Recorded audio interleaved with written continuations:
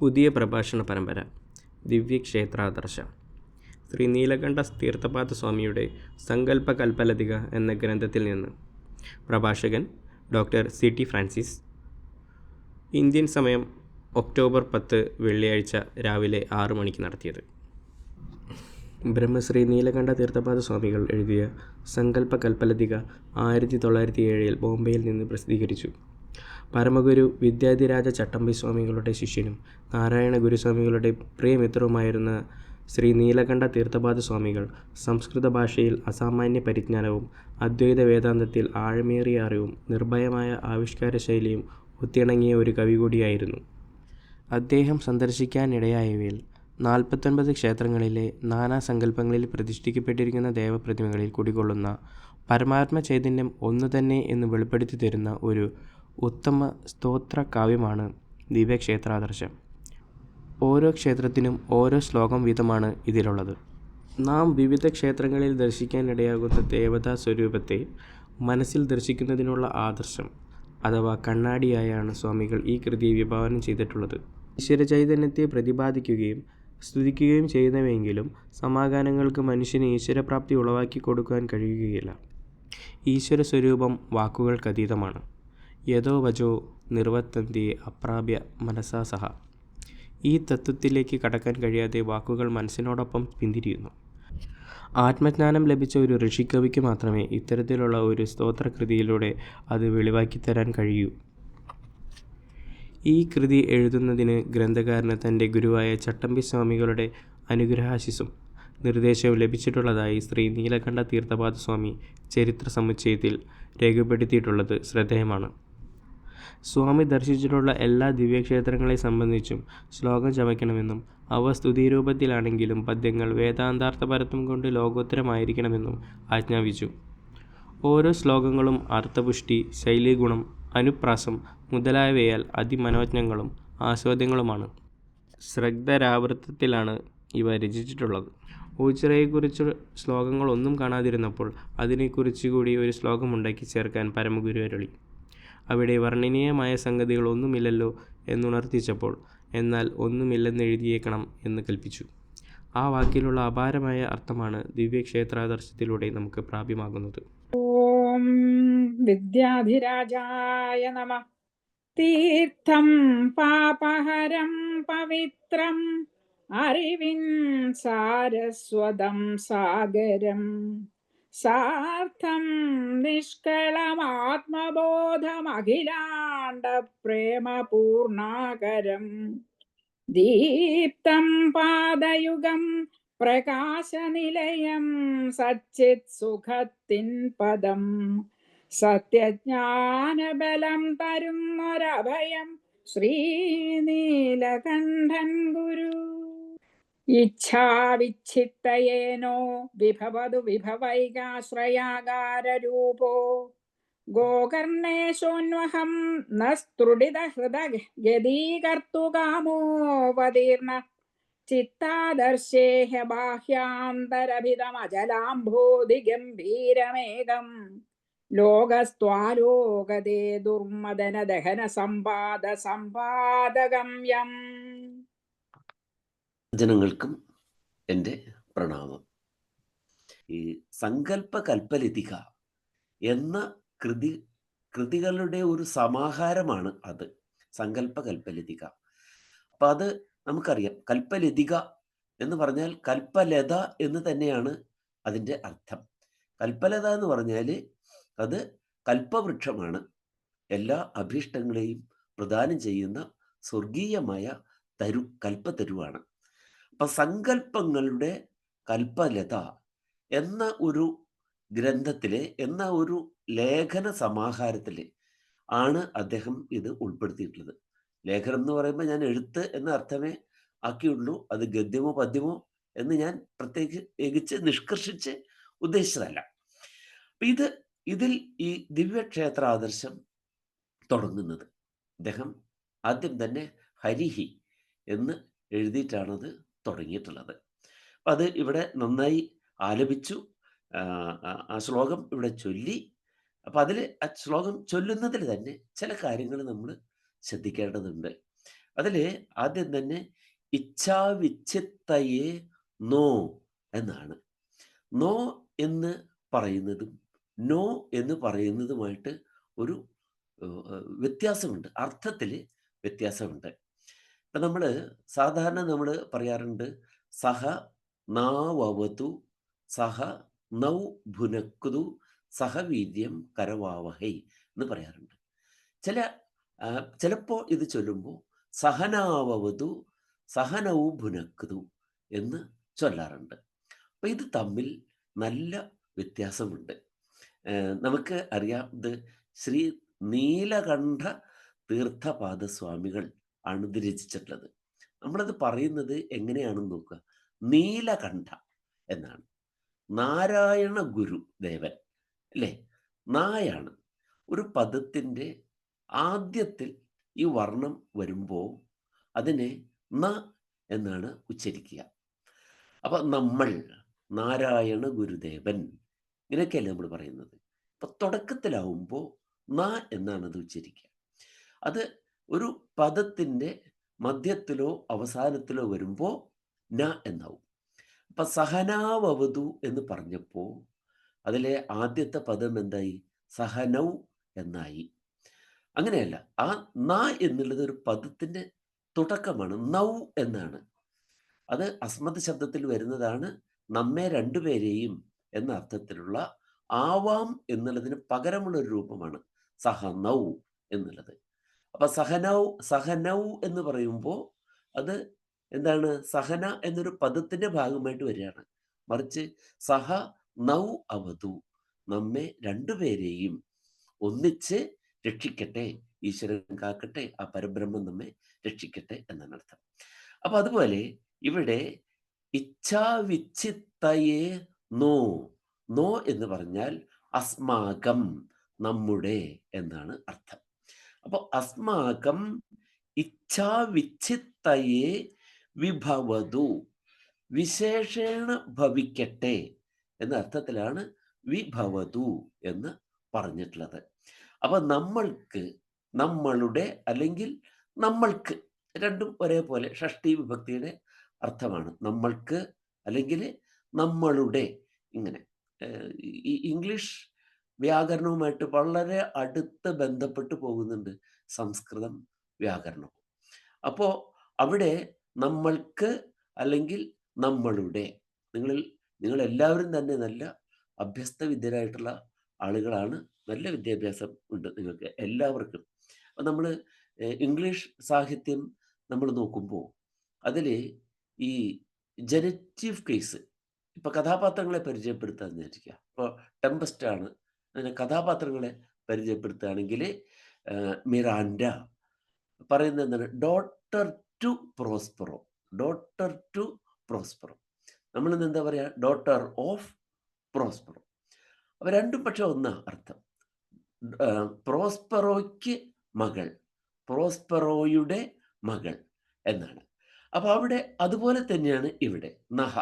നഹ എന്നുള്ളതിന് നമ്മൾക്ക് അല്ലെങ്കിൽ നമ്മളുടെ. ഇച്ഛാ വിച്ഛിത്തയെ പ്രഭവതു, ഇച്ഛ അവിച്ഛിത്തയെ പ്രഭവതു. ഇച്ഛകളുടെ അവിച്ഛിത്തിക്കായിക്കോട്ടെ. അവിച്ഛിത്തി എന്ന് പറഞ്ഞാൽ എന്താണ്? വിച്ഛേദം ഇല്ലാതിരിക്കുന്ന അവസ്ഥ. ഇച്ഛാ അവിച്ഛിത്തയെ, ഇച്ഛകളുടെ വിച്ഛേദമില്ലായ്മയ്ക്ക്, അതായത് നമ്മുടെ ഇഷ്ടങ്ങൾ മുറിപ്പെട്ടു പോകാതെ അവയ്ക്ക് വിച്ഛേദം വരാതിരിക്കുന്നതിനു വേണ്ടി എന്നർത്ഥം. ഇച്ഛകൾക്ക് വിച്ഛേദം ഇല്ലാതിരിക്കുന്നതിന് വേണ്ടി വിശേഷേണ ഭവതു, സവിശേഷമായ കാരണമായി തീരട്ടെ. ഇച്ഛ അവിച്ഛിത്തയെ ബിഭവതു. ആരാണ് നമ്മുടെ ഇച്ഛകൾക്ക് അവിച്ഛിത്തിക്കായിക്കൊണ്ട് വിച്ഛേദം വരാതിരിക്കാനായി സവിശേഷമായ കാരണമായി തീരേണ്ടത് എന്നാണ് പറയുന്നത് ഇതിൽ. ആരാണത്? ഗോകർണേശ, ഗോകർണേശൻ, ഗോകർണത്തിന് അധിപനായിരിക്കുന്ന സാക്ഷാത് ശ്രീ പരമേശ്വരനാണ് അപ്രകാരം ഇരിക്കേണ്ടത്. ശ്രീ പരമേശ്വരൻ എന്ന് പറയുമ്പോൾ ആ ദേവനെക്കുറിച്ച് ഒരു വാക്ക് പറയാതെ പോകാൻ മനസ്സ് അനുവദിക്കുന്നില്ല ഇന്ന്. നമുക്കറിയാം പരമേശ്വരൻ്റെ നാനാരൂപങ്ങളെ പറയുമ്പോൾ അതിൽ നമ്മൾ ഒരു രൂപം അദ്ദേഹം ദിഗംബരനാണ്, ആ ദേവൻ ദിഗംബരനാണ് എന്നാണ്. ഞാൻ അദ്ദേഹം എന്ന് പറയുമ്പോൾ അതിൽ തെറ്റിദ്ധാരണയൊന്നും വേണ്ട. കാരണം എന്താ വെച്ചാൽ നമ്മൾ പലപ്പോഴും അദ്ദേഹം എന്ന് പറയുമ്പോൾ അതിലൊരു ദൈവികത്വം കൽപ്പിക്കാതെ പോകുന്നുണ്ടോ എന്നൊരു സംശയം പലർക്കും ഉണ്ടാകാറുണ്ട്. അദ്ദേവൻ എന്ന് വേണ്ടേ എന്ന്. അപ്പൊ ദേഹം എന്ന് പറയുമ്പോൾ ദേവന് എന്തില്ല, ദേഹമൊന്നും ഉള്ളതല്ല ശ്രീ പരമേശ്വരൻ. ദൈവികമായ ശക്തിയാണ്. നമുക്ക് വേണ്ടി ഒരു മൂർത്തി എടുത്തു എന്നുള്ളതാണ്. അപ്പൊ ആ ഒരു മൂർത്തിയിൽ, മൂർത്തി എന്ന് പറഞ്ഞാൽ ശരീരമാണല്ലോ, അപ്പോ ആ അർത്ഥത്തിലാണ് അങ്ങനെ ആ ദേഹമാണ് ശരിക്ക് അദ്ദേഹം എന്നാകുന്നത്. അപ്പോ ആ മൂർത്തി എങ്ങനെയുള്ളതാണ്? അത് ദിഗംബര മൂർത്തിയാണ്. അതിനെക്കുറിച്ച് പറയാതിരിക്കാൻ തോന്നുന്നില്ല എന്ന് പറയാൻ കാരണം, ഒരു യൂട്യൂബിൽ, ഞാൻ സാധാരണ യൂട്യൂബ് അങ്ങനെ നോക്കുന്ന ആളല്ല, പക്ഷേ ഒരിക്കൽ എങ്ങനെയോ യാദൃച്ഛികമായിട്ട് അത് കാണാൻ ഇടയായി. ശ്രീ പരമേശ്വരനെ കുറിച്ച് വളരെ മോശമായി ഒരാൾ അതിൽ അങ്ങനെ ഒരു പ്രഭാഷണം നടത്തിക്കൊണ്ടിരിക്കുകയാണ്. അദ്ദേഹം ദിഗംബരൻ എന്നതിന് നഗ്നൻ എന്ന അർത്ഥം പറഞ്ഞുകൊണ്ട് സ്ത്രീകൾ ഉൾപ്പെടെയുള്ള ജനങ്ങളുടെ മുമ്പിൽ വിവസ്ത്രനായി നിന്നുകൊണ്ട് എന്തൊക്കെയോ ചേഷ്ടകൾ കാട്ടി എന്ന് പറയുകയാണ്. ഞാൻ അപ്പം തന്നെ അത് ഓഫ് ചെയ്തു. കാരണം അത് കേൾക്കാൻ പറ്റാത്ത വിധത്തിലുള്ള അത്രയും ചീത്തയാണ് അതിൽ പറയുന്നത്. അപ്പോൾ ദിഗംബരത്വം എന്ന് പറയുന്നത് നഗ്നതയല്ല എന്ന് നമ്മൾ ആദ്യം മനസ്സിലാക്കുക. പലപ്പോഴും നമ്മൾ നഗ്നത എന്ന് പറയാറുണ്ട്. കുമാരസംഭവം മഹാകാവ്യത്തിൽ തന്നെ അതങ്ങനെ പറഞ്ഞിട്ടുണ്ട്. പക്ഷേ അവിടെ അതിന് സമാധാനവും പറഞ്ഞിട്ടുണ്ട്. എന്താണ്? നിന്ദന്തി മന്ദാശ്ചരിതം മഹാത്മനാം, മന്ദമതികളായ ആളുകൾ, മന്ദാഹ മഹാത്മനാം ചരിതം നിന്ദന്തി, അവരുടെ രഹസ്യം ആർക്കും അറിഞ്ഞുകൂടാ. അതുകൊണ്ടാണ് മന്ദമതികളായ ആളുകൾ മഹാത്മാക്കളെ നിന്ദിക്കുന്നത് എന്നവിടെ പറയുന്നുണ്ട്. അപ്പൊ അങ്ങനെ നോക്കുമ്പോൾ ഈ ദിഗംബരത്വം എന്ന് പറയുന്നത് എന്താണ്? ദിക്കാകുന്ന വസ്ത്രത്തോട് അമ്പരത്തോട് കൂടിയവനാണ് ദിഗംബരൻ. ഒരു നമ്മൾ ഒരു ഒരു ഒരു ചെറിയൊരു ലോജിക്ക് നമ്മൾ ആലോചിച്ചാൽ മതി. അത് അവിടെ എല്ലാവരും വസ്ത്രത്തോട് കൂടിയിട്ടാണ് ഇരിക്കുന്നത്. ഈ വസ്ത്രം എവിടെയാണ്? വസ്ത്രം എങ്ങനെയാണ് കിടക്കുന്നത്? നമ്മുടെ ഒക്കെ ശരീരത്തോട് ചേർന്നാണ് വസ്ത്രം കിടക്കുന്നത്. അല്ലാതെ വസ്ത്രം മറ്റൊരിടത്തും ശരീരം വേറൊരിടത്തും അല്ല. അപ്പൊ ദിക്ക് ആകുന്ന അമ്പരത്തോട് കൂടിയവൻ എന്ന് പറഞ്ഞാൽ എൻ്റെ അർത്ഥം എന്താണ്? ദിക്കാണ് അമ്പരം. അതായത് ദിക്കുകളോളം വ്യാപിച്ച ശരീരമാണ് ഭഗവാന്റേത്. അമ്പരം ശരീരത്തോട് ചേർന്നല്ലേ കിടക്കുന്നത്. അപ്പോൾ ദിഗന്ധങ്ങളോളം വ്യാപിച്ച ശരീരമാണ്, ദിക്കാണ് വസ്ത്രം. അതാണ്, അല്ലാതെ നഗ്നനല്ല. നഗ്നൻ എന്ന് പറഞ്ഞാൽ ആരാണ്? ഗ്ന. ഗ്ന എന്ന വാക്കിന് എന്താണ് അർത്ഥം? സ്ത്രീ എന്നാണ് ഗ്ന. അതിൽ നിന്നാണ് നമ്മുടെ ഗൈനക്കോളജിയും ഗൈനി എന്നുള്ള പദമൊക്കെ ഇല്ലേ, തേനീച്ച വളർത്തുന്നവർക്ക് അറിയാം, ഗൈനി എന്നൊരു വാക്ക് അതിനകത്തുണ്ട്. അപ്പൊ അതിനകത്ത് ഏതാണ്? അതിൽ സ്ത്രീ ആയിട്ടുള്ള ഈച്ചയാണ് ഗൈനി എന്ന് പറയുന്നത്. നമ്മുടെ ആശുപത്രികളിലൊക്കെ പോയ ഗൈനക്കോളജിസ്റ്റിനെ നമ്മൾ ഗൈനി എന്ന് പറയാറുണ്ട്. ഗ്ന എന്ന പദത്തിന് അർത്ഥം സ്ത്രീ എന്നാണ്. അതാണ് ഞാൻ ആദ്യമേ പറഞ്ഞു, ഇംഗ്ലീഷ് ഭാഷയായിട്ട് വളരെ ബന്ധം സംസ്കൃതത്തിലെ വ്യാകരണത്തിനുമുണ്ട്. അതുപോലെ തന്നെ പല പദങ്ങളും അതേപോലെ ഒരേ റൂട്ടിൽ നിന്നാണ്. അപ്പൊ നമ്മൾ ഗോ എന്ന് പറയാറുണ്ട്.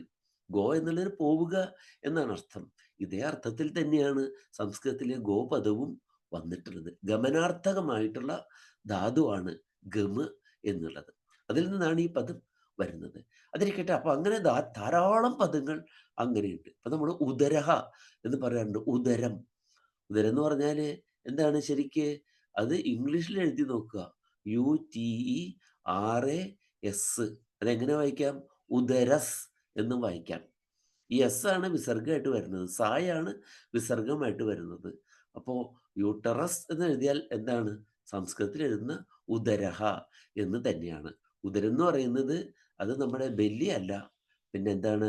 നമ്മൾ ശിശുവിനെ, ഗർഭസ്ഥ ശിശു എവിടെയാണ്? ഉദരത്തിലാണ് ഇരിക്കുന്നത്. അപ്പോൾ യൂട്ടറസ് എന്ന് പറയുന്ന അതേ പദം തന്നെയാണ് ഇവിടെ. അപ്പോൾ അങ്ങനെ പറയാൻ തുടങ്ങിയാൽ നമുക്കൊരു ശ്ലോകം വ്യാഖ്യാനിച്ച് തീർക്കാൻ ബുദ്ധിമുട്ട് വരും. പക്ഷേ എന്താണ്, ഓരോ പദങ്ങളെയും നമ്മൾ ഉപേക്ഷിക്കുന്നിടത്താണ് സംസ്കൃതത്തിൽ എഴുതിയിട്ടുള്ള കൃതികളുടെ ആ അഴക് നമുക്ക് ആസ്വദിക്കാൻ കഴിയുന്നത്. ഓരോ പദത്തെയും ഉപേക്ഷിക്കുക എന്നാണ് പറഞ്ഞിരിക്കുന്നത്. ഉപേക്ഷിക്കുക എന്ന് പറഞ്ഞാൽ എന്താണ്? ഉപ എന്ന് പറഞ്ഞാൽ അടുത്ത്, സമീപത്ത് എന്നാണ് അർത്ഥം. ഉപ ഈക്ഷിക്കുക, അടുത്തു നോക്കുക എന്നാണ് അർത്ഥം, അല്ലാതെ പരിത്യജിക്കുക എന്നല്ല. അപ്പോൾ ഓരോ പദവും ഉപേക്ഷിക്കുമ്പോൾ എന്താണ്? അത് പ്രദാനം ചെയ്യുന്ന ഒരു ആശയ പ്രപഞ്ചമുണ്ട് എന്നാണ് പറയേണ്ടത്. ഒരു അർത്ഥം എന്ന് പറഞ്ഞാൽ അർത്ഥിക്കപ്പെടുന്നതാണ്. അർത്ഥം നമ്മൾ എന്താഗ്രഹിക്കുന്നു അതാണ് അതിൻ്റെ അർത്ഥം. അപ്പോൾ അതുകൊണ്ടാണ് നമ്മളൊരു ലക്ഷ്യം വെച്ചാൽ നമ്മൾ പറയും ധനശേഖരണാർത്ഥം. അതിനെ ലക്ഷ്യം വെച്ചുകൊണ്ട് അതിനെ ലക്ഷ്യമാക്കിയിട്ടെന്ന് അർത്ഥം. പക്ഷേ ഈ പദങ്ങൾ ഒക്കെ ചെറിയ ഒരു നമുക്ക് പെട്ടെന്ന് പറഞ്ഞു തീർക്കാവുന്ന ഒരു അർത്ഥമല്ല. അതിനെ ഉപേക്ഷിക്കണമെന്ന് യാസ്കനാണ് പറഞ്ഞത്. യാസ്കൻ ആരാണ്? നിരുക്തം എഴുതിയ ആള്. വേദത്തിലെ ഓരോ പദവും എടുത്ത് അതിൻ്റെ നിരുക്തം, ഉക്തം എന്ന് പറഞ്ഞാൽ പറയപ്പെട്ടത് എന്നർത്ഥം. നിരുക്തം എന്ന് പറഞ്ഞാലോ നിർവചിക്കപ്പെട്ടത് എന്നാണ് നിരുക്തം. അപ്പോൾ ഓരോ പദത്തെയും നിർവചിക്കുന്ന യാസ്കൻ അതിൻ്റെ തുടക്കത്തിൽ പറയാണ്, എന്തിനാണ് താൻ ഈ ഗ്രന്ഥം രചിക്കുന്നത് എന്നാണ് യാസ്കൻ പറയുന്നത്. എന്തിനു വേണ്ടിയിട്ടാണ്? പദങ്ങൾ ഉച്ചാവചേഷു അർത്ഥേഷു നിപതന്തി എന്നാണ്. ഉച്ചം ഉയർന്നത്, സൂര്യൻ ഉച്ചയാവുക എന്ന് പറയുമ്പോൾ ഏറ്റവും ഉയർന്ന പൊസിഷൻ സൂര്യൻ വരുന്നതാണ് ഉച്ച എന്ന് നമ്മൾ പറയുന്നത്. ഉച്ചം ഉയർന്നത് എന്നർത്ഥം. അവചം അതിൻ്റെ നേരെ വിപരീതമാണ് അവചം, താഴ്ന്നത് എന്നർത്ഥം. ഉയർന്നതും താഴ്ന്നതുമായ അർത്ഥങ്ങളിൽ പദങ്ങൾ വീണു പോകുന്നു. തസ്മാത് തത് ഉപേക്ഷ്യം, അതുകൊണ്ട് അത് ഉപേക്ഷിക്കേണ്ടതാണ്. എന്നിട്ട് പിന്നെ എന്തിനാണ് അദ്ദേഹം ഈ നിരുക്തം എഴുതിയത് നമുക്ക് തോന്നും. അപ്പൊ അവിടെയാണ് ഉപേക്ഷ എന്ന് പറയുമ്പോൾ അടുത്ത് നോക്കേണ്ടതാണ്. ഇതിൻ്റെ റൂട്ട് എന്താണ്, അതിൻ്റെ പ്രിഫിക്സ് എന്താണ്, അതിൻ്റെ ഇൻഫിക്സ് എന്താണ്, സഫിക്സ് എന്താണ്, ഇതെല്ലാം കൂടിയിട്ട് പ്രദാനം ചെയ്യുന്ന, ഉണ്ടാക്കുന്ന ഒരു ആശയ പ്രപഞ്ചമാണ് നമ്മൾ അർത്ഥങ്ങളെന്ന് പറയുന്നത്. അപ്പോൾ അവിടെയാണ് നമ്മൾ പലപ്പോഴും എന്തായി പോകുന്നത്? നമ്മൾ ശ്രദ്ധിക്കാതെ കാര്യങ്ങൾ പറഞ്ഞു പോകുമ്പോൾ ഉണ്ടാകുന്ന അപകടം അവിടെയാണ് വരുന്നത്. അപ്പൊ ഗ്ന എന്ന് പറഞ്ഞ അർത്ഥം സ്ത്രീ എന്നാണ്. നമ്മുടെ സംസ്കാരം വീണ്ടും നമ്മൾ നോക്കുമ്പോൾ ഒരു പദം പറയുമ്പോൾ വേദത്തിൽ ഈ പദം പ്രയോജിപ്പിച്ചിരിക്കുന്നു. നമ്മളൊക്കെ പറയാറുണ്ട് പല വികസിത രാഷ്ട്രങ്ങളിലും പണ്ട് കാലം തൊട്ട് സ്ത്രീകൾക്ക് വോട്ടവകാശമുണ്ടെന്ന്. പക്ഷേ അതിനേക്കാൾ മുമ്പാണ് ഋഗ്വേദം പറയുന്നത്. പുരൂരവസിനോട് ഉർവശി പറയുന്നു, പുരൂരവസേ സമസ്മിൻ ജായമാന ആസദ ഗനാഹ. പുരൂരവസേ, നീ ചക്രവർത്തിയായത് വെറുതെയല്ല, നിന്റെ മാത്രം ഇംഗിതം കൊണ്ടല്ല. ഗനാഹ, സ്ത്രീകൾ ഉൾപ്പെടെയുള്ളവരുടെ അഭിപ്രായമനുസരിച്ചാണ് നീ ചക്രവർത്തിയായിരിക്കുന്നത്. വേദത്തിന്റെ കാലത്ത് ചക്രവർത്തി ആകുന്നത് പുരുഷന്മാർ മാത്രം നിയോഗിക്കുന്നതല്ല, സ്ത്രീകൾ ഉൾപ്പെടെയുള്ളവരുടെ ഇംഗിതം അനുസരിച്ചിട്ട്. അപ്പൊ ഗ്ന എന്ന് പറഞ്ഞ സ്ത്രീ എന്നർത്ഥം. അപ്പൊ നഗ്നഹ എന്ന് പറഞ്ഞാൽ സ്ത്രീകൾ ഉണ്ടെന്നുള്ള വിചാരമില്ലാതെ നടക്കുന്നവൻ എന്നാണ് ശരിക്ക് നഗ്നഹ എന്ന വാക്കിന് അർത്ഥം. നമ്മളൊക്കെ എന്തുകൊണ്ടാണ് നല്ല സുവസനരായിട്ട് നടക്കുന്നത്, നല്ല വസ്ത്രം ധരിച്ച് നടക്കുന്നത് എന്തുകൊണ്ടാണ്? സ്ത്രീകൾ ഉൾപ്പെടെ സമൂഹത്തിൽ ഉള്ളത് കൊണ്ടാണ്. അവരുടെ മുമ്പിൽ എങ്ങനെയാണ്? അവർക്ക് ഒരു ഉതപ്പിന് ഇട കൊടുക്കാതെ അവരുടെ മുമ്പിൽ നമ്മളെപ്പോഴും എങ്ങനെയാണ്? നല്ല വസ്ത്രങ്ങൾ ധരിച്ചവരായിട്ട് സുവസനർ ആയിട്ടാണ് അവരുടെ മുമ്പിൽ നമ്മൾ പ്രത്യക്ഷപ്പെടുന്നത്. അപ്പോൾ നഗ്നഹ എന്ന് പറഞ്ഞാൽ സ്ത്രീകൾ ഉണ്ടെന്ന വിചാരമില്ലാതെ നടക്കുന്നവൻ. അങ്ങനെയാണ് അതെന്തിലേക്ക് വരുന്നത്? നമ്മൾ പറയുന്നതായ വിവസ്ത്രതയിലേക്ക് വരുന്നത്. അപ്പോൾ ആദ്യമേ തന്നെ ഇത് ശിവനെയാണ് നമ്മളിവിടെ ധ്യാനിക്കുന്നത്. ഗോകർണേശൻ ശിവനാണ് എന്നുള്ളത് കൊണ്ട് ആ ദേവനെക്കുറിച്ച് ഉള്ള വളരെ വലിയ ഒരു തെറ്റിദ്ധാരണ നീക്കുന്നത് ആവശ്യമായത് കൊണ്ട് ഞാനിങ്ങനെ പറഞ്ഞു എന്ന് മാത്രമേ ഉള്ളൂ. അപ്പൊ ഇദ്ദേഹം ശുദ്ധ സ്ഫടിക സങ്കാശമായിട്ട്, ശുദ്ധമായ സ്ഫടികം പോലെയുള്ള ശരീരത്തോടുകൂടി ദിഗന്ധങ്ങളോളം വ്യാപിച്ചു നിൽക്കുന്ന ദേവനാണ്. അങ്ങനെയാണ് ദിക്ക് അദ്ദേഹത്തിന് വസ്ത്രമായത്.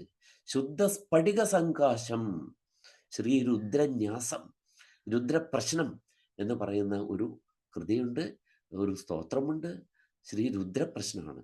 അതിലാണ് ഈ കാര്യം എടുത്ത് പറഞ്ഞിട്ടുള്ളത്.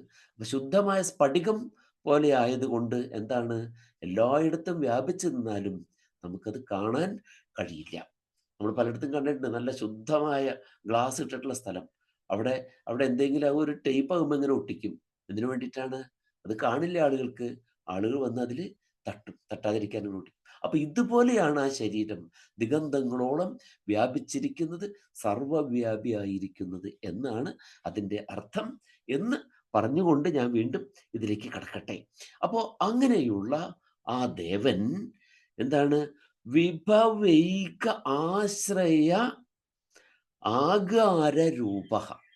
വിഭവൈക ആശ്രയ ആകാര രൂപ. വിഭവങ്ങൾക്ക് ഏക ആശ്രയമായിരിക്കുന്ന ആകാരത്തിൻ്റെ രൂപത്തിലുള്ളവൻ. സമസ്ത വിഭവങ്ങൾക്കും ഏക ആശ്രയമായിരിക്കുന്ന, എല്ലാ വിഭവങ്ങളും ആശ്രയിക്കുന്ന, ഏതൊന്നിനെ ആശ്രയിക്കുന്നുവോ അങ്ങനെയുള്ള ആകാര രൂപത്തിലായിട്ടുള്ളവൻ. ആകാരം, ആകാരം എന്ന് പറഞ്ഞാൽ എന്താണ്? മന്ദിരം എന്നർത്ഥമാണ്. അപ്പൊ വിഭവ ആകാരം എന്ന് പറഞ്ഞാൽ വിഭവങ്ങളുടെ മന്ദിരം, അതായത് ട്രഷർ ഹൗസ് എന്ന് അർത്ഥമാണ്. അപ്പോ എല്ലാ വിഭവങ്ങൾക്കും ഒരേ ഒരു എന്താണ്? ആകാരമായിരിക്കുന്ന, ഒരേ ഒരു പ്രഭവസ്ഥാനമായിരിക്കുന്ന രൂപത്തോട് കൂടിയവൻ. അപ്പോൾ ഈ വിശ്വത്തിലുള്ള സമസ്ത വിഭവങ്ങൾക്കും ആധാരമായിരിക്കുന്നവൻ, വിളനിലമായിരിക്കുന്നവൻ ആയ ഗോകർണേശൻ നഹ അസ്മാകം, നമുക്ക് ഇച്ഛാ അവിച്ഛിത്തയെ വിഭവതു, നമ്മളുടെ ഇച്ഛകൾക്ക് വിച്ഛേദം വരാതിരിക്കുന്നതിന്, വിച്ഛേദം വരാതെ അവ നമുക്ക് പ്രാപ്തമാകുന്നതിന് കാരണമായി തീരട്ടെ എന്നാണ് ഒന്നാമത്തെ പാദത്തിന്റെ അർത്ഥം. ഇച്ഛാവിച്ഛിത്തയേനോ വിഭവതു വിഭവൈക ആശ്രയ ആകാര രൂപ എന്ന് പ്രഥമ പാദം. ഇതില് ഇനിയും പല കാര്യങ്ങളും ഇതിൽ പറയേണ്ടത്. ഒന്ന്, ഇതിൽ ആ കവിയുടെ ശക്തിയാണ്. നമുക്ക് വേറെ ഒരു പദം ദൂരത്ത് നിന്ന് അന്വയിക്കാതെ തന്നെ ഒരു പാദത്തിന്റെ അർത്ഥം പറയത്തക്ക വിധത്തിൽ സന്നിവേശിക്കുന്നത് വളരെ ശക്തിയുള്ള കവികൾക്കേ സാധിക്കുകയുള്ളൂ. അല്ലെങ്കിൽ എന്താണ്, നമ്മൾക്ക് പലപ്പോഴും നമ്മൾ ശ്ലോകങ്ങൾ വ്യാഖ്യാനിക്കുന്നത് കണ്ടിട്ടുണ്ടാവും. അതിന് പലതും തുടക്കത്തിൽ നിന്നൊരു പദം എടുത്തു, ഒടുക്കത്തിൽ നിന്നൊരു പദം എടുത്തു, അവിടുന്ന് ഒരു പദം, ഇങ്ങനെയൊക്കെയാണ് ഒരു വാക്യം നമുക്ക് വ്യാഖ്യാനിക്കാൻ പറ്റാറുള്ളത്. ഇവിടെ അങ്ങനെയല്ല. ഇത് നേരെ ഏതാണ്ട് എന്തിനോട് സദൃശമാണ് എന്ന് ചോദിച്ചാൽ വേദമന്ത്രത്തിന് സദൃശം, വേദത്തില് ഋക്കിന് സദൃശം. ഋക്ക്, യജുസ്, സാമം, അഥർവം. അപ്പൊ ഋക്കും യജുസും സാമവും അഥർവവും ശരിക്ക് അതിനെക്കുറിച്ചൊക്കെ പറഞ്ഞിട്ടുള്ളത്, അതിനെക്കുറിച്ച് നമ്മുടെ നിരുക്തകാരൻ പറഞ്ഞിട്ടുള്ളത് എന്താണ്? എല്ലാം യജുസ്സുകളാണ് എന്നാണ് അദ്ദേഹം പറഞ്ഞിട്ടുള്ളത്. എല്ലാം യജുസ്സുകളാണ് വേദമന്ത്രങ്ങളൊക്കെ. അതിന് പറയുന്നത് അതൊരു വലിയ ഫിലോസോഫിക്കൽ ആശയം ഉള്ളിൽ വെച്ചുകൊണ്ടാണ് അദ്ദേഹം പറയുന്നത്. അതായത് നമ്മുടെ ഈ ജീവിതം തന്നെ ഒരു യജ്ഞമാണ്. ഈ ജീവിതം തന്നെ, ഈ പ്രപഞ്ചത്തിൽ ഓരോ ജീവിയുടെയും ജീവിതം ഓരോ യജ്ഞങ്ങളാണ്, യജ്ഞമനുഷ്ഠിക്കുകയാണ് എല്ലാവരും. അഥവാ ഈ പ്രപഞ്ചം തന്നെ ഒരു യജ്ഞം ആണ്. അതെന്താണ്? അതിനെപ്പറ്റി പറഞ്ഞാൽ അതൊരു രഥമാണ്. അത് പോട്ടെ. അങ്ങനെ വരുമ്പോ, കാരണം നമുക്കത് എപ്പോഴും നിർത്തണ്ടേ, 7 മണിക്കെങ്കിലും നിർത്തണ്ടേ. അപ്പൊ തന്നെയല്ല, സംശയങ്ങൾ ചോദിക്കാനുള്ള അവസരവും വേണം. അപ്പൊ ഒരു ശ്ലോകമെങ്കിലും ഒന്ന് വ്യാഖ്യാനിക്കണം. പക്ഷേ ഒരു ശ്ലോകം വ്യാഖ്യാനിക്കണമെങ്കിൽ എന്ത് പോരാ, 1 മണിക്കൂർ പോരാ, 1 മണിക്കൂറല്ല, ശരിയായിട്ട് ഇതിന്റെ അർത്ഥം തരാം. അപ്പൊ അവിടെ പറയാണ് അർത്ഥനിയമിത പാദാഹ ഋചഹ. ഋക്കുകൾ എന്ന് പറയുന്നത് അർത്ഥനിയമിത പാദങ്ങളാണ്. യജ്ഞം എന്താണ്? വേദം മുഴുവൻ യജുസ്സാണ്. കാരണം ഇതുകൊണ്ട് നമ്മൾ യജനം ചെയ്യുകയാണ്. വേദത്തിൽ പറഞ്ഞിട്ടുള്ള മന്ത്രങ്ങൾ കൊണ്ട് നമ്മൾ ദേവന്മാരെ അർച്ചിക്കുകയാണ്, ഈശ്വരാർച്ചന ചെയ്യുകയാണ്. വേദത്തിൽ പറഞ്ഞിട്ടുള്ള തന്നിട്ടുള്ള ഉപദേശങ്ങൾ അനുസരിച്ച് ജീവിക്കുമ്പോൾ നമ്മൾ എന്ത് ചെയ്യാണ്? നമ്മളെ സൃഷ്ടിച്ച ആ ദൈവിക ശക്തിക്കായി നാം ഒരു യജ്ഞം അനുഷ്ഠിക്കുകയാണ് ചെയ്യുന്നത്.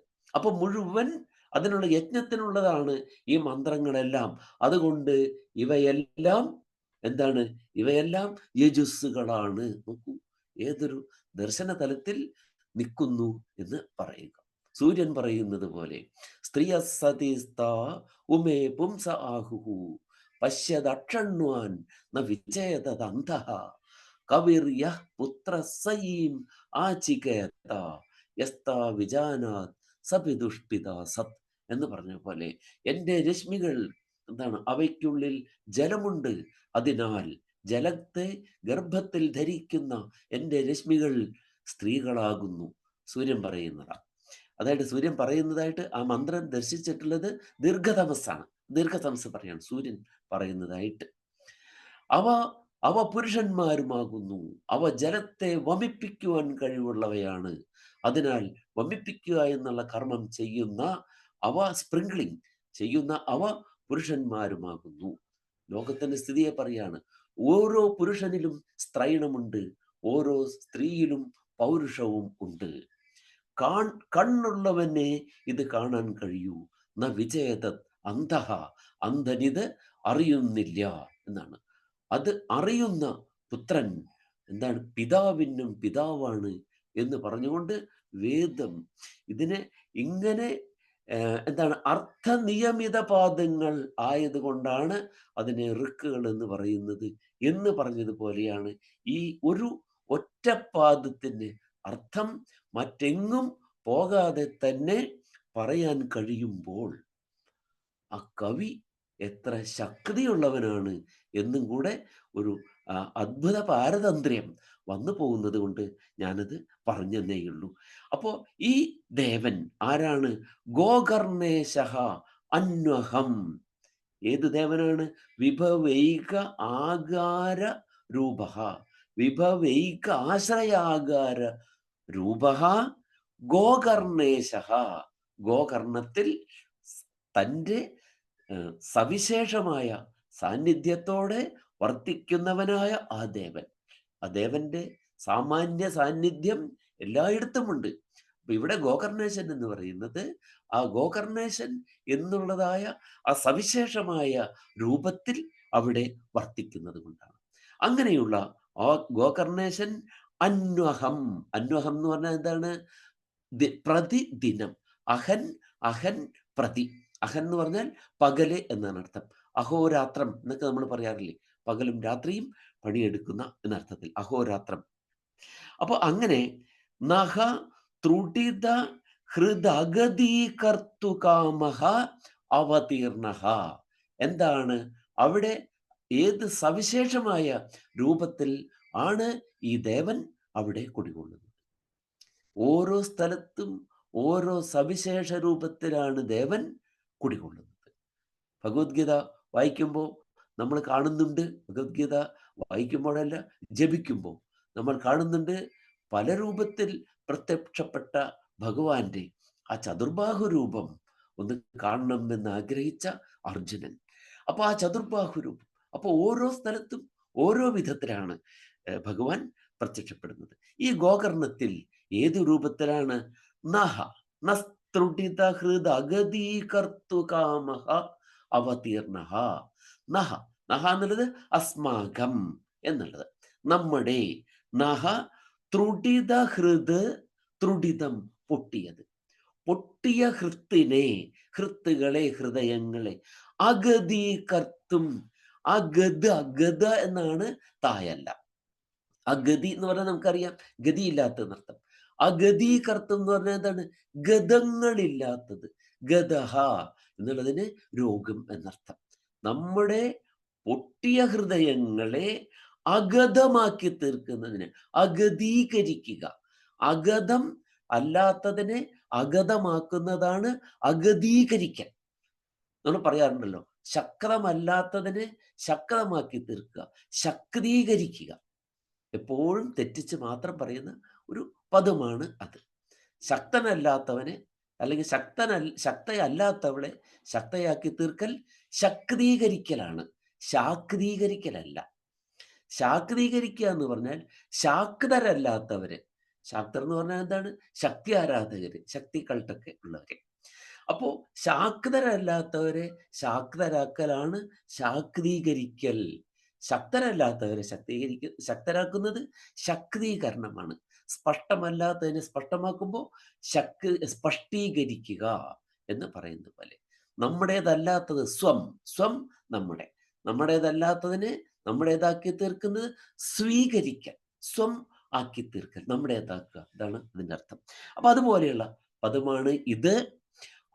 അതിനെ അഗതമാക്കി തീർക്കുക. നമ്മുടെ പൊട്ടിയ ഹൃത്തുകളെ രോഗമില്ലാത്തതാക്കി, അതായത് സുഖപ്പെടുത്തുന്നതിനുള്ള കാമത്തോടു കൂടിയവനായി, ആഗ്രഹത്തോടു കൂടിയവനായി അവതരിച്ചവൻ എന്നർത്ഥം. അപ്പോൾ ആ അവതാരം, ആ ഇൻകാർണേഷൻ എന്ന് പറയുന്നത് എന്തിനു വേണ്ടിയിട്ടാണ്? ത്രുടിതമായ ഹൃദയങ്ങളെ സുഖപ്പെടുത്തുന്നതിനുള്ള സവിശേഷമായ ആഗ്രഹത്തോടു കൂടി അവിടെ കുടികൊള്ളുന്ന ആ ദേവൻ, ഗോകർണേശൻ എന്ന് അർത്ഥം. അപ്പോൾ ഓരോ സ്ഥലത്തും ഓരോ രൂപമാണ് അല്ലേ? നമ്മൾ ക്ഷേത്രങ്ങളിൽ തന്നെ ചെല്ലുമ്പോൾ, ശിവക്ഷേത്രങ്ങളിൽ തന്നെ ചെല്ലുമ്പോൾ നമ്മൾ എങ്ങനെയാണ് പല സ്ഥലത്തും നമ്മൾ പകുതി വരെ പ്രദക്ഷിണം വെക്കും. എന്നിട്ട് നമ്മൾ എന്ത് ചെയ്യും? അപ്പം നമ്മൾ പ്രദക്ഷിണം വെക്കുമ്പോൾ ആദ്യം തന്നെ നമ്മൾ നടയിൽ നിന്ന് ഇടത്തോട്ട് തിരിഞ്ഞ് പിന്നെയൊക്കെ നമ്മൾ വലത്തോട്ട് ആണ് പോവുക. അതാണ് പ്രദക്ഷിണം എന്ന് പറയുന്നത്. ഒരു സ്ഥലത്ത് ചെല്ലുമ്പോൾ അഭിഷേക ജലം പോകുന്ന ഓവിൻ്റെ അടുത്ത് വരുമ്പോൾ നമ്മൾ എന്ത് ചെയ്യും? അവിടുന്ന് ഒന്നും കൂടെ വലത്തോട്ട് തിരിയും, എന്നിട്ട് ഒന്നും കൂടെ വലത്തോട്ട് തിരിയും. എന്താണ് അവിടെ? അഭിഷേക ജലം പോകുന്നത് ശിവൻ ഗംഗാധരനാണ്. ആ അഭിഷേക ജലം എന്താണ്? ഗംഗയാണ്. അതിനെ കവക്കാല് വെച്ച് പോകാനുള്ള പ്രഭാവം നമുക്കില്ലാത്തത് കൊണ്ട് അവിടെ നാം വീണ്ടും തിരിഞ്ഞ് ബലിക്കല്ലിന് പുറത്തുകൂടെ പോയ നമ്മൾ തിരിഞ്ഞ് അകത്തുകൂടെ തിരികെ വന്നിട്ടാണ് നമ്മുടെ ആ വലം വയ്ക്കൽ നമ്മൾ പൂർത്തിയാക്കുന്നത്. കാരണം അവിടെ ഗംഗയാണ് അത്. അതിനെ നമുക്ക് കവച്ച് വെക്കാൻ, കവക്കാല് വെച്ച് പോകാൻ നമുക്ക് കഴിയില്ല. നമ്മൾ തിരിച്ചു വരണം. എന്നാൽ ചില ശിവക്ഷേത്രങ്ങളിൽ നമ്മൾ പൂർണ്ണമായിട്ടും വലം വയ്ക്കുന്നുണ്ട്. എന്തുകൊണ്ടാണത്? അപ്പൊ അവിടെയാണ് ഓരോ എപ്പിത്തറ്റ്, ഓരോ വിശേഷം. അവിടെ ശരിക്കും നമ്മൾ എന്താണ്? അവിടെ ഗംഗാധരനല്ലാത്ത ശിവന്റെ പ്രതിഷ്ഠയായിരിക്കും. ആ സങ്കല്പത്തിലാണ് അവിടെ വെക്കുന്നത്. ഉദാഹരണം പറഞ്ഞ കിരാതമൂർത്തി, അർജുനെ പരീക്ഷിക്കാൻ കിരാതനായിട്ട് വന്ന ശിവൻ. അവിടെ എന്താണ്? അവിടെ ആ രൂപം, അവിടെ ഗംഗയൊക്കെ മാറിയിരിക്കുന്നു. നമ്മുടെ വള്ളത്തോട് വളരെ ചെറുപ്പത്തിൽ അതിനെക്കുറിച്ചൊരു ശ്ലോകം എഴുതിയിട്ടുണ്ട്. ഒരുപക്ഷെ നിങ്ങളൊക്കെ അത് പഠിച്ചിട്ടുണ്ടായിരിക്കും. പൊട്ടാക്കി പാലവട്ട തിരുമിഴി ജടയെ കാറൊളിച്ചാരുകൂന്തൽ കെട്ടാക്കി കേതകിപ്പൂവതിനുടെ അടിവാക്കി പരം ചന്ദ്രഖണ്ഡം മട്ടൊക്കെ മാറി പൃഥയുടെ സുതനായി കാട്ടിലുൾപ്പുക്ക് വൈരപ്പെട്ടൂക്കാൽ ജന്യമിട്ട മഹിത കപട കാട്ടാളനെ കൈ തൊഴുന്നേൻ. ആ കപട കാട്ടാളന്റെ ശിരസിൽ എന്തില്ല? ഗംഗയില്ല. അപ്പൊ അതുകൊണ്ട് അങ്ങനെയുള്ള പ്രതിഷ്ഠകൾ വരുന്നിടത്ത് അങ്ങനെയുള്ള രൂപത്തിലാണ്. അതാണ് ഒരു മഹാനുഭാവനായ വ്യക്തി, ദിവ്യപ്രഭാവനായ ഒരു വ്യക്തി മനസ്സിൽ കണ്ടിട്ടുള്ള രൂപമാണ് ഓരോ ക്ഷേത്രത്തിലും പ്രതിഷ്ഠിക്കുന്നത്. അതിനനുസരിച്ചാണ് അവിടെ, അതിൽ നിന്ന് വ്യത്യാസമൊന്നുമില്ല. അദ്ദേഹം എങ്ങനെ കണ്ടുവോ അതാണ് ആ രൂപം. നമ്മുടെ കവികൾ, കാഴ്ചപ്പാടുള്ള കവികൾ എങ്ങനെ കാണുന്നു അതാണ് ആ രൂപം. ഗുരുവായൂരിൽ ശ്രീകൃഷ്ണ ഭഗവാന്റെ വിഗ്രഹം, വിഷ്ണു ഭഗവാന്റെ വിഗ്രഹം പ്രതിഷ്ഠിക്കപ്പെട്ടിട്ടുള്ളത് എങ്ങനെയാ പ്രതിഷ്ഠിക്കപ്പെട്ടിരിക്കുന്നത്? ചതുർബാഹു രൂപമാണ്. ശംഖചക്രഗദാപത്മധാരിയായ രൂപത്തെയാണ് ദേവഗുരുവായിട്ടുള്ള ബൃഹസ്പതിയും വായു ഭഗവാനും കൂടി ഗുരുവായൂർ പ്രതിഷ്ഠിച്ചത്. അതുകൊണ്ടാണല്ലോ ഗുരുവായു ഊര്. ബൃഹസ്പതിയായ ബൃഹസ്പതിയും വായു ഭഗവാനും കൂടി പ്രതിഷ്ഠിച്ചതാണ്. അതുകൊണ്ടാണ് ഗുരുവായു ഊര് ആയത്. ആ പവനപുരത്തിലെ ചതുർബാഹു രൂപത്തെ കാണാൻ ഇപ്പോഴും അവിടെ ആയിരക്കണക്കിന് ആളുകൾ അവിടെ നിൽക്കുകയാണ്. അവരുടെയൊക്കെ ഉള്ളിൽ ഭഗവാൻ ഉണ്ണികൃഷ്ണനാണ് അവിടെയുള്ളത്. എന്തുകൊണ്ടാണ് ഈ ചതുർബാഹു രൂപമായ വിഷ്ണു ഭഗവാൻ എന്ന് മാറി ഉള്ളിൽ ഒരു ദിവ്യ കിശോരവന്റെ വേഷം ആയിത്തീർന്നത്? രണ്ട് ഉഗ്രപ്രഭാവരായ കവികളാണ് പറഞ്ഞത് ഭഗവാനെ കൃഷ്ണൻ ആരായിട്ട് കണ്ടത്? ഉണ്ണികൃഷ്ണനായിട്ട് കണ്ടത്. ഒന്ന് നമ്മുടെ പൂന്താനം തന്നെ. ഉണ്ണികൃഷ്ണൻ മനസ്സിൽ കളിക്കുമ്പോൾ ഉണ്ണികൾ വേറെ വേണമോ മക്കളായി. ഉണ്ണികൃഷ്ണനാണ് എന്നാര് പറഞ്ഞു? പൂന്താനം, മക്കളില്ലാത്ത പൂന്താനം എന്താണ് ഉണ്ണിയായിട്ട് കണ്ടു. അപ്പൊ തന്നെ നമ്മുടെ മനസ്സിൽ എന്തായി? അത് ഉണ്ണിയായി, കൃഷ്ണനായി, ഉണ്ണികൃഷ്ണനായി. അപ്പോഴാണ് നമ്മുടെ ഉഗ്രപ്രഭാവനായ കൽപ്പത്തൂർ നാരായണ ഭട്ടതിരിപ്പാട് അവിടെ ഭജനമിരുന്നുകൊണ്ട് അദ്ദേഹം കണ്ടു.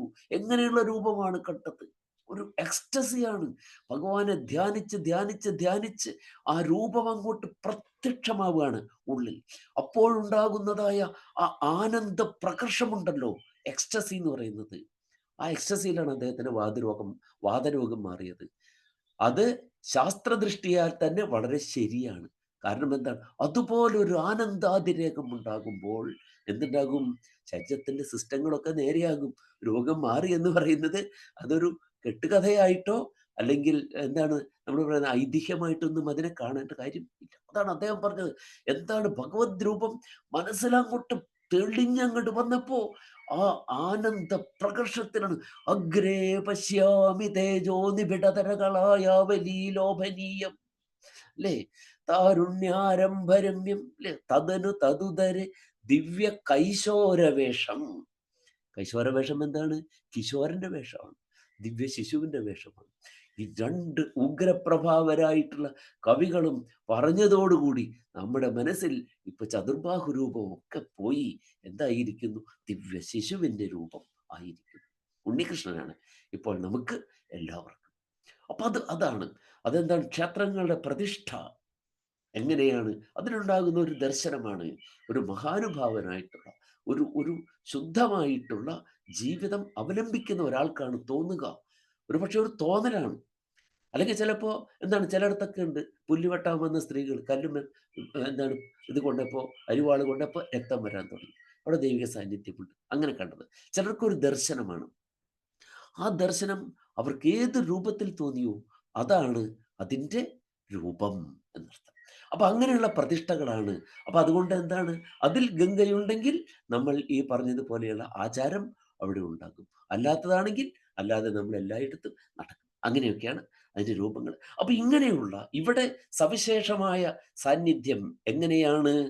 പൊട്ടിയ ഹൃദയങ്ങളെ സുഖപ്പെടുത്തുന്നതിന് വേണ്ടിയുള്ള സവിശേഷമായ അവതാരമായി അവിടെ ഇരിക്കുന്നു എന്നർത്ഥം.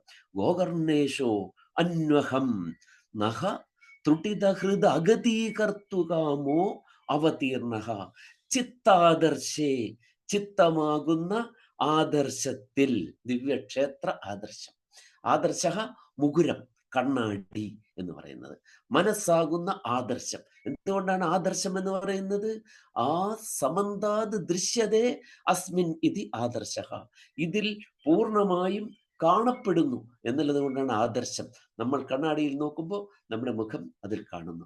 അപ്പൊ നമ്മൾ ഒരു പ്രിൻസിപ്പിൾ എന്ന അർത്ഥത്തിൽ നമ്മൾ ആദർശം എന്ന പദം പറയുന്നുണ്ട്. എന്തുകൊണ്ടാണ് അങ്ങനെ പ്രിൻസിപ്പിൾ എന്ന പദത്തെ നമ്മൾ ആദർശം എന്ന് പറയുന്നത്? അതിനെ, ആ ആശയത്തെ കൊണ്ടു നടക്കുന്നിടത്ത് ആ വ്യക്തിയുടെ വ്യക്തിത്വം പ്രതിബിംബിച്ച് കാണാം. നമ്മുടെ നമ്മൾ ഒരു കാലത്ത് ബ്രിട്ടീഷ് ആധിപത്യത്തിൽ നമ്മൾ ഇരുന്ന കാലത്ത് അവിടെ നമ്മുടെ നാട്ടുകാരായ ചില ആളുകളും ഉയർന്ന ഉദ്യോഗങ്ങളൊക്കെ വഹിച്ചിരുന്നു. അപ്പൊ അങ്ങനെയുള്ളതിൽ ഒരു ഉയർന്ന ഉദ്യോഗസ്ഥൻ ഒരിക്കൽ സായിപ്പിനെ കാണാൻ പോയി. കളക്ടർ അദ്ദേഹത്തെ കാണാൻ ചെന്നു.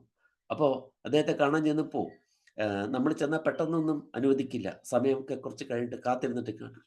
അപ്പോൾ അവിടെയുള്ള കാവൽക്കാരൻ പറഞ്ഞു, വെയിറ്റ് പ്ലീസ് എന്ന് പറഞ്ഞു. അപ്പോൾ ഇവർക്കൊരാദർശമുണ്ട്. എന്താണ്?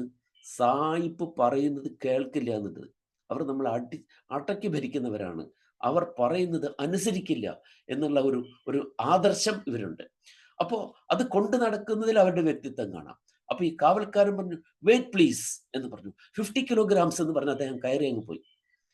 വെയിറ്റ് പ്ലീസ്, വെയിറ്റ് ചെയ്യാനാണ്, കാത്തിരിക്കാനാണ് പറഞ്ഞത്. അദ്ദേഹം എന്ത് ചെയ്തു? 50 kilograms, അതായത് തൂക്കം, എൻ്റെ തൂക്കം 50 കിലോയാണെന്ന് പറഞ്ഞിട്ട് അദ്ദേഹം അങ്ങോട്ട് കയറി അങ്ങ് പോയെന്നുള്ളതാണ്. അപ്പൊ എന്താണ്? അവിടെയാണ് അവർ പറയുന്നത് അനുസരിക്കില്ല എന്നാണ്. അതിൽ അദ്ദേഹത്തിന്റെ വ്യക്തിത്വം തെളിഞ്ഞു കാണുന്നു. അതാണ് ഈ ആദർശം എന്ന് നമ്മൾ കൊണ്ടു നടക്കുന്ന ഒരു പ്രിൻസിപ്പിളിനെ നമ്മൾ ആദർശം എന്ന് പറയുന്നതിന് കാരണം അതാണ്. ഇരിക്കട്ടെ. അപ്പോൾ അതുകൊണ്ടാണ് ചിത്താദർശേ, എൻ്റെ മനസ്സാകുന്ന ആദർശത്തിൽ അത് തെളിഞ്ഞു വരട്ടെ. അപ്പൊ മനസ്സ് ആദർശമാണെങ്കിൽ എന്താണ്? കണ്ണാടിയാണെങ്കിൽ ആ കണ്ണാടിയിൽ ആ രൂപം തെളിയും അല്ലെ? അപ്പൊ എൻ്റെ മനസ്സാകുന്ന ആദർശത്തിൽ, കണ്ണാടിയിൽ, ദർപ്പണത്തിൽ, ഹി അബാഹ്യ അന്തരഭിത് ഭിതം അചല അംബോധി ഗംഭീരം ഏകം. അപ്പൊ അത് എങ്ങനെയുള്ളതാണ്? അത് ബാഹ്യ അന്തരഭേദങ്ങൾ ഇല്ലാതെയാക്കുന്നത്. അതാണ് അബാഹ്യ അന്തരഭിതം. ബാഹ്യ അന്തര ഭേദം ഇല്ലാത്തത്, പുറമേയുള്ളതും അകമേയുള്ളതും എന്നുള്ള ഭേദം ഇല്ലാതെയാക്കുന്നത്. നമ്മളെപ്പോഴും ഈശ്വരനെ പുറമെയാണ് നമ്മൾ അന്വേഷിക്കുന്നത്, അകമേയും ഈശ്വരൻ തന്നെയാണ് എന്നർത്ഥം അല്ലേ? അപ്പോ അങ്ങനെയുള്ള ബാഹ്യമെന്നും പിന്നെന്താണ് അഭ്യന്തരമെന്നും ഉള്ള ഭേദങ്ങൾ ഇല്ലാതെയാക്കി തീർക്കുന്ന ആ രൂപം അതെന്റെ ഹൃത്താകുന്ന ഈ ആദർശത്തിൽ തെളിഞ്ഞു കാണട്ടെ. അചല അംബോധി ഗംഭീരമേകം. അചല അംബോധി ഗംഭീരം ഏകം. ആ ഒരൊറ്റ രൂപം അതെങ്ങനെയുള്ളതാണ്? അചലവും അംബോധിയും പോലെ ഗംഭീരമായിട്ട്. അതിന് തന്നെ 2 വ്യാഖ്യാനം കൊടുക്കേണ്ടതുണ്ട് ശരിക്ക്. അചലം പർവ്വതം, പർവ്വതം പോലെ ഗംഭീരം, ഹിമാലയം പോലെയൊക്കെയുള്ള ഗംഭീരമായിട്ടുള്ളതായ പർവ്വതം, അല്ലെങ്കിൽ നമ്മുടെ സഹ്യൻ, അതാണെങ്കിലും അതുപോലെയുള്ള ഗാംഭീര്യമായാലും മതി അല്ലേ? കിരീടം ധരിക്കുന്ന ചക്രവർത്തിക്ക് തുല്യമായി നിൽക്കുന്നു ചക്രവാളത്തിൽ പൊക്കമേറുന്ന പർവ്വതം എന്ന് പറഞ്ഞ പോലെ ആ പർവ്വതം, പർവ്വതം പോലെ. അംബോധി എന്താണ്? അംബോധി സമുദ്രം, പർവ്വതം പോലെ ഗംഭീരമായത്, അഥവാ സമുദ്രം പോലെ ഗംഭീരമായത്, അഥവാ അചലാംബോധി പോലെ ഗംഭീരമായത്. എന്താണ് ഈ അചലാംബോധി ഗംഭീരം എന്ന് പറഞ്ഞാൽ? അചലമായ ചാഞ്ചല്യമില്ലാതെ ചലിക്കാതെ നിൽക്കുന്ന സമുദ്രം പോലെ ഗാംഭീര്യമാണ്. സമുദ്രത്തിൽ എപ്പോഴും സമുദ്രത്തിലെ തിരകൾ അടങ്ങില്ല എന്ന് നമുക്കറിയാം. പക്ഷേ ആ സമുദ്രം ഒരു തിര പോലുമില്ലാതെ അചഞ്ചലമായിട്ടൊന്ന് നിന്ന് നോക്കട്ടെ, അപ്പോൾ അറിയാം അതിൻ്റെ ഗാംഭീര്യം.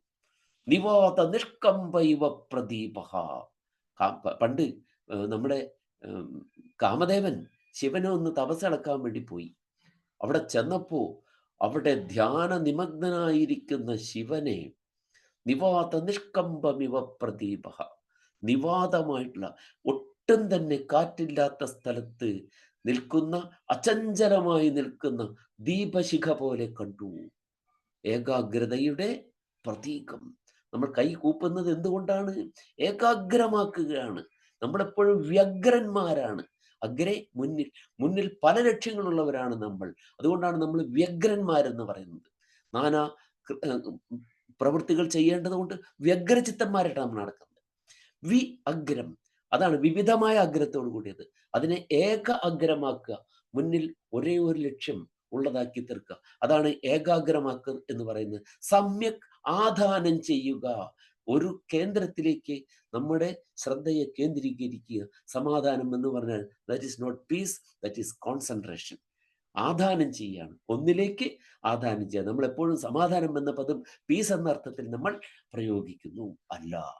ശരിക്കും സംസ്കൃതത്തിൽ പറയുന്ന, സംസ്കൃതത്തിൽ പറയുന്ന പദങ്ങൾക്ക് വിവക്ഷിക്കപ്പെട്ടിട്ടുള്ള ശരിയായ അർത്ഥത്തിലല്ല പലപ്പോഴും നമ്മൾ നമ്മുടെ തർജ്ജമകൾ വായിക്കുന്നത്. പലപ്പോഴും നമ്മൾ ഇംഗ്ലീഷിലാണ് വായിക്കുന്നത്. ഇംഗ്ലീഷ് വായിക്കുമ്പോൾ സംസ്കൃതത്തിൽ അഥവാ നമ്മുടെ മലയാള ഭാഷയിൽ ആയാൽ പോലും അവിടെ ഉദ്ദേശിക്കുന്ന അർത്ഥതലത്തെ മുഴുവനായിട്ടും കാട്ടിത്തരാൻ അവർക്ക് കഴിയുകയില്ല. എല്ലായിടത്തും അങ്ങനെ ഒരു കുഴപ്പം അതിനുണ്ട്. അപ്പോൾ അചഞ്ചലമായി നിൽക്കുന്ന, ഒരു സ്പന്ദനവുമില്ലാതെ നിൽക്കുന്ന സമുദ്രം എത്രയേറെ ഗംഭീരമായിരിക്കും. അതുപോലെയുള്ള ഗാംഭീര്യം. എനിക്കിത് പറഞ്ഞ് നിർത്തേണ്ട നേരായി, അതുകൊണ്ട് ഞാൻ പെട്ടെന്ന് പറഞ്ഞിട്ട് അങ്ങോട്ട് പോകാം.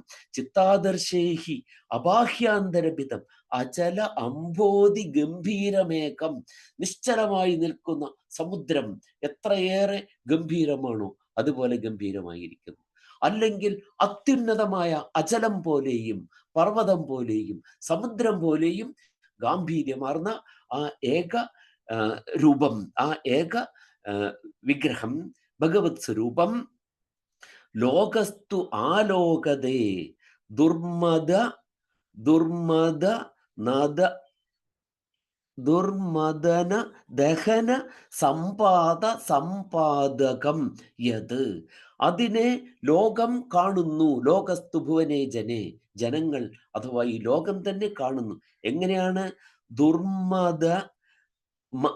ദുഷ്ടമായ മദന ദഹന സമ്പാദകം യം യാതൊരു ദേവനെയാണോ. എങ്ങനെയുള്ളതാണ് ദേവൻ? ദുർമദന, ദുഷ്ടമായ മദനവികാരത്തെ ദഹനം ചെയ്യുന്നതിനെ സമ്പാദം, അതിനെ ദഹനം അഗ്നി, ദഹനത്തെ സമ്പാദം പതിപ്പിക്കുക, അതിനെ സമ്പാദകം സമ്പാദിക്കുന്ന ആ രൂപം. എങ്ങനെയുള്ള രൂപം എന്നാണ്? ദുർമദനം. മദനം എന്ന് പറയുന്നത് മദനവികാരം, കാമവികാരം.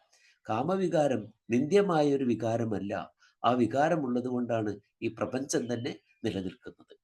അപ്പോ കാമദഹനം എന്ന് പറയുമ്പോൾ കാമവികാരത്തെ ദഹിപ്പിച്ചാൽ പിന്നെ ലോകം നിലനിൽക്കുമോ എന്ന് പലർക്കും സംശയം ഉണ്ടാകും. ആ സംശയമൊന്നും നിങ്ങൾക്ക് വേണ്ട എന്നാണ് നീലകണ്ഠ തീർത്ഥപാദസ്വാമികൾ നമുക്കിവിടെ വരുന്നത്. എന്തിനെയാണ് ഭഗവാൻ, ഏത് കാമവികാരത്തെയാണ് നശിപ്പിച്ചത്? ദുർമദനഹ, വഴിവിട്ട മദനവികാരം, ദുഷിച്ച മദനവികാരം. അതിനെയാണ് അല്ലെ തപസ് ചെയ്യുന്ന ആളിൽ ഇങ്ങനൊരു വികാരം ഉണ്ടാക്കുക എന്ന് പറഞ്ഞാൽ അത് ദുർമദനാണ്. ദുഷിച്ച മദനവികാരത്തിന് മുകളിൽ ദഹന സമ്പാദം. ദഹനൻ അഗ്നി, അഗ്നിയെ സമ്പതിപ്പിക്കൽ. ശിവന്റെ എന്താണ്? നിടിലത്തിൽ നിന്ന്. ആ നിടിലെന്ന് പറയുമ്പോൾ അതിനും വ്യാഖ്യാനം ആവശ്യമാണ്. നെറ്റിയിൽ കൊണ്ടുവച്ച കണ്ണ് അല്ലെ, അതിരിക്കട്ടെ, പിന്നെ നമുക്ക് എപ്പോഴെങ്കിലും അതിനെപ്പറ്റി പറയാം. ദുഷിച്ചതായ മദനവികാരത്തിന് മുകളിൽ ദഹന സമ്പാദം നടത്തുന്ന, അഗ്നിയെ പതിപ്പിക്കുന്ന ആ ഭാവത്തെ സമ്പാദകം, അതിനെ സമ്പാദിപ്പിക്കുന്ന രൂപം. അങ്ങനെയുള്ള ആ കഴിവിനെ നമുക്ക് സമ്പാദിപ്പിക്കുക എന്ന് പറഞ്ഞാൽ എന്താണ്? നമുക്ക് പ്രാപ്തമാക്കുക. ദുഷിച്ച മദനവികാരത്തെ നീക്കിക്കളയുന്നതിന്, അതിനെ ദഹിപ്പിച്ച് കളയുന്നതിനുള്ള പ്രാപ്തി നമുക്ക് കൈവരുത്തുന്നതായ ആ രൂപം, അങ്ങനെയുള്ളതായ ആ ദേവൻ എന്താണ്? നമ്മുടെ ഹൃത്താകുന്ന ആദർശത്തിൽ സ്ഫുരിക്കുമാറാകട്ടെ. അദ്ദേഹം നമ്മുടെ ഇച്ഛകളെ വിച്ഛേദിക്കുവാൻ സഹായകമായി തീരട്ടെ എന്നതാണ് ഇതിലെ പ്രാർത്ഥന.